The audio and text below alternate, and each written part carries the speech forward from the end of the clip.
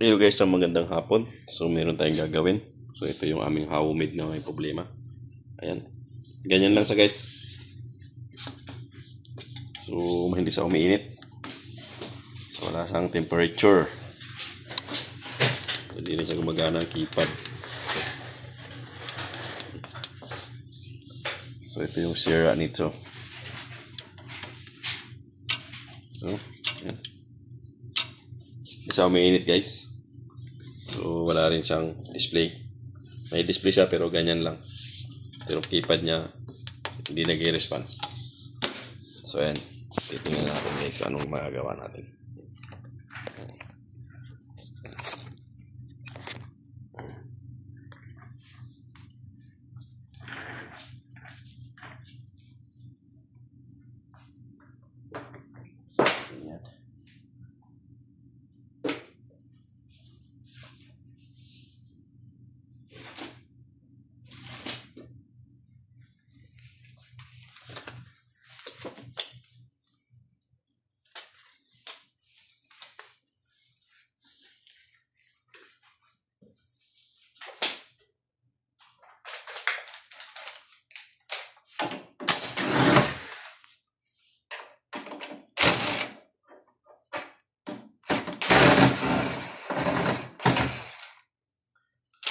So ito sa isang mga issue guys ng ating sealing machine pag matanda na, matagal na. So ito guys is more than 20 years na namin ginagamit to. Ito yung pinaka una namin sealing machine no. Simula nagbukas kami ng aming hospital na 2000. So 25 years na. So bumigay na rin talaga siya.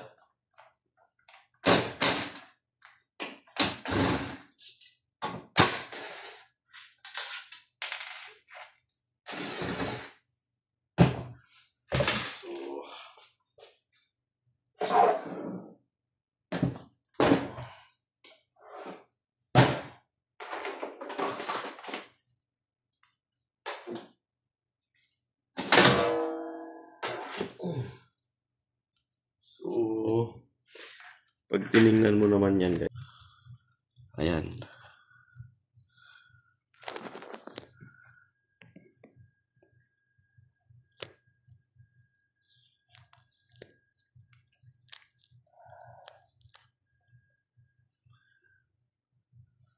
Tinignan naman siya, okay naman.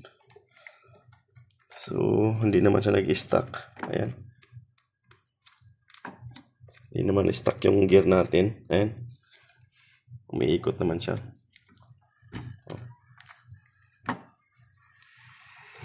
Pero hindi siya umiinit. So, wala rin siyang display. So, titingnan natin eh. Tingnan muna natin yung ating display board. Ito. So, ito yung ating display board. Tingnan muna natin.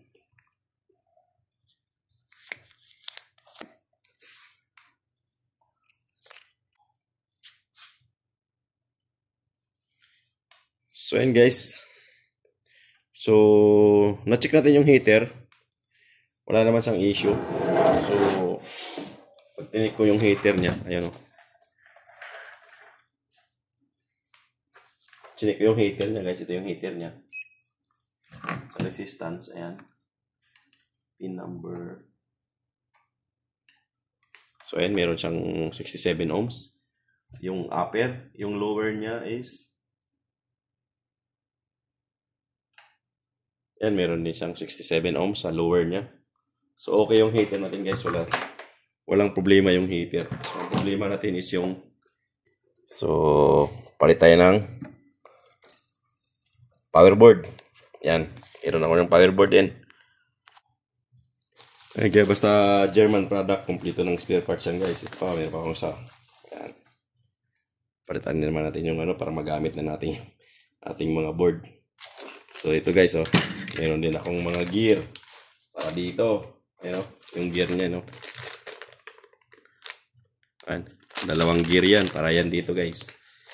Yung ating yan dito sa gear na dalawa niya, no. Kumplito pa ng pyesa nito eh. So, try natin palitan ng board. So, chinecheck natin guys yung mga sensor. So, okay naman siya. Wala naman tayo nakikita dito sa mga sensor niya. Yung temperature sensor, yung ating thermal sensor. So, okay naman. So, may problema tayo sa mainboard na control power board niya.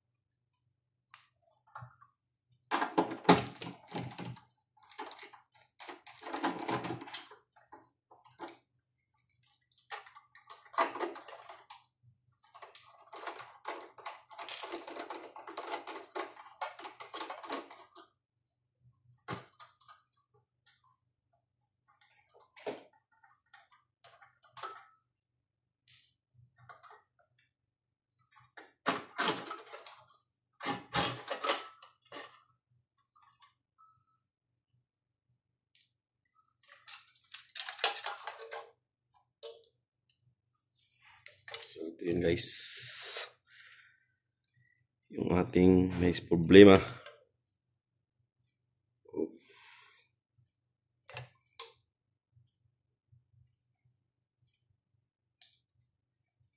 Grabe na yung ano niya.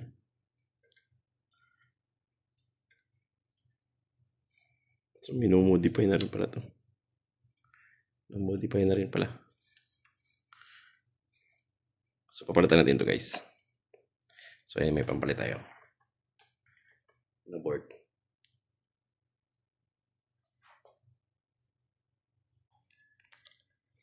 So, ayan guys, napalitan natin ng board. So, ayan. Pinalitan ko na yung pinaka power board niya. Ito. So, nandito kasi rin yung kanyang mga power. So, pinalitan ko lang. So, tingnan natin kung gagana na ba siya. So, subukan nating magpalit. Try na natin.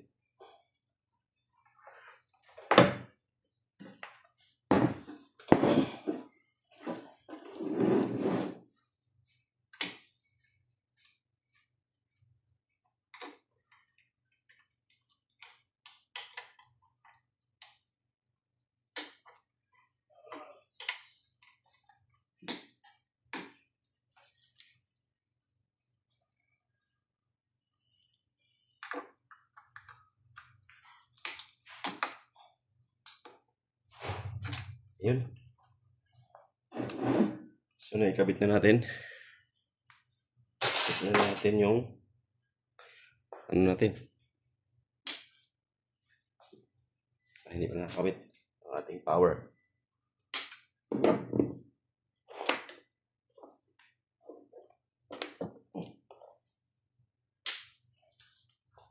So, yan guys. So, okay yung board niya. Control niya. So, ayan o. English.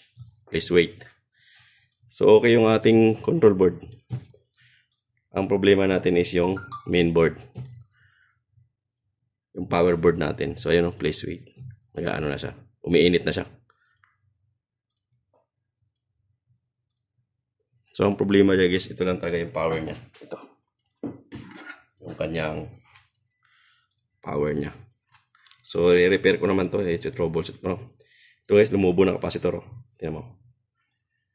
Yung capacitor niya, lumubo. So, baka ito yung problema. Sobrang tagal na. So, sobrang ano na siya. Nagbe-brittle na yung mga capacitor niya. Lumubo na. Dry na yan. Dapat mapalitan lahat yan. Papalitan ko lahat yan para may spare pa rin akong ganitong board.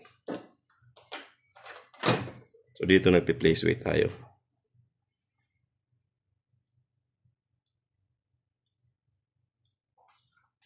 Saan yung temperature niya?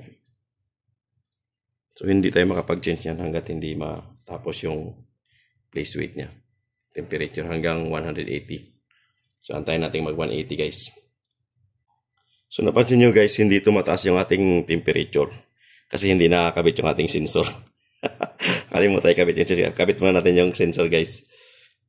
Kalimutan natin ikabit yung sensor kaya wala siyang tumatakbo. Nakalimutan natin yung sensor, hindi na ibalik. Kaya hindi yan mag-temperature monitor. Kung ilan na yung temperature na guys.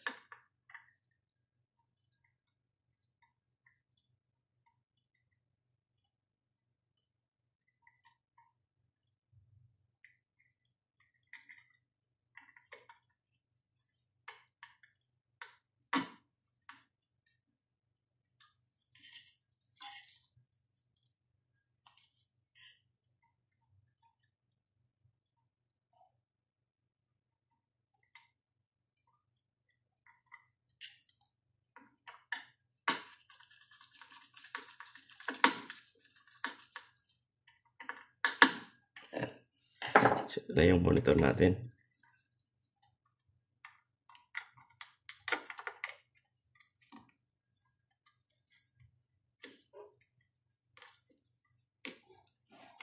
Yan. So, ikabot na natin. Higpitan na lang natin yan.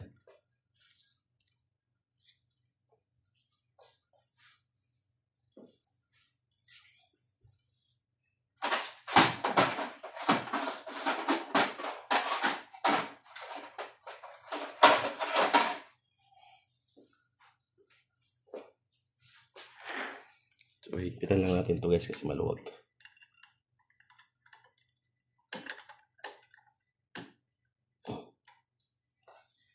So, ayun, okay na siya. So, power on natin ulit. Dapat yan, magkukontrol na yung display. Ayan. Makikita mo yan guys. 142. Maakyat siya. So, kanina hindi natin nakita yan dahil hindi nakakabit yung ating sensor. Temperature sensor monitoring niya. So, kinabit lang natin. So, ay okay na siya. 168. So, mag-i-stop ng 100. Ano yan? 180 degrees. Saka tayo setting na natin yung temperature niya kung ilan.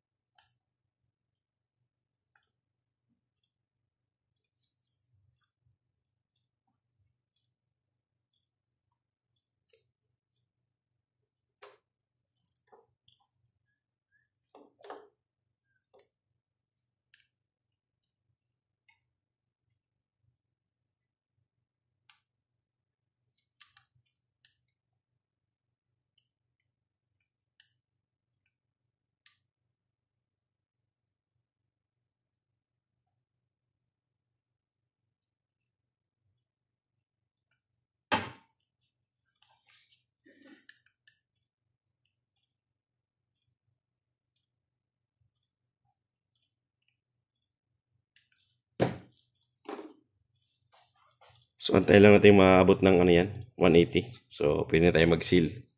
So, gagamit tayo ng ating papel. Kakat lang tayo dito.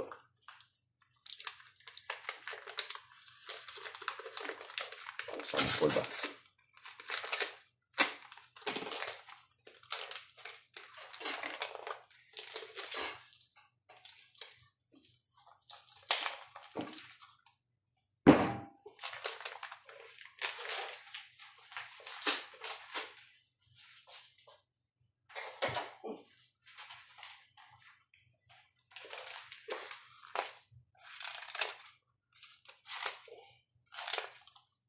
Mag-testing lang muna tayo pagkatapos nyan.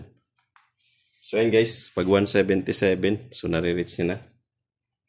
So pwede na tayong mag-seal. Ayan.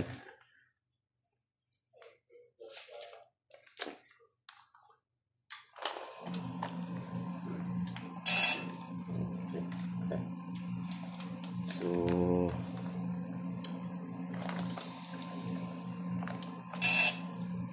mahaba.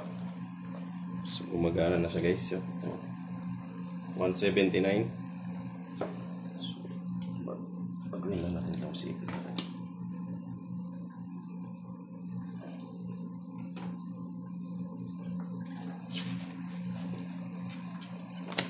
Ayan.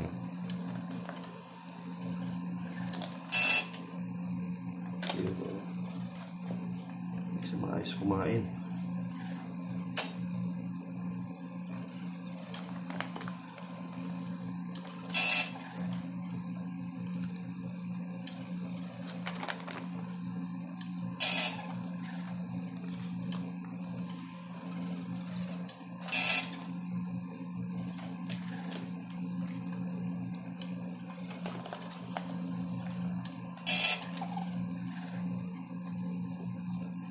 So, okay naman siya guys.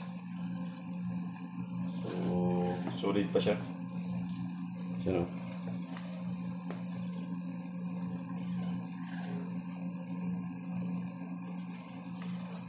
So, ganun lang guys. Pag meron kayong board na available, madali mag-repair. Ano, okay na siya. So, itong board, ito, may problema itong capacitor na to eh. Ito lahat itong capacitor, papalitan ko na. Para ma-repair ko pa siya. Magagamit pa to guys. So ito lang mga problema niya, no? Yung supply niya. Kaya wala sang may supply na voltahe doon. Dahil dito, mga ano na yan, mga ito nga lumubo na eh, no? Na-dry na tong mga to. 25 years ba naman gumagana ng ganito eh. Hindi siya mag problema. So yan na guys, okay na siya.